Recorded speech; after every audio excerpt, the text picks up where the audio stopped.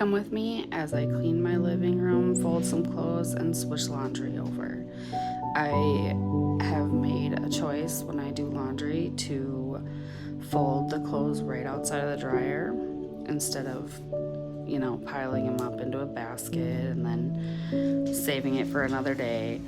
And it's helped me get stuff done and stuff put away so much quicker. It's so nice. So I highly recommend if you don't do that, that will help with the cleaning chores and whatnot. But I hope you have a great day and happy Wednesday.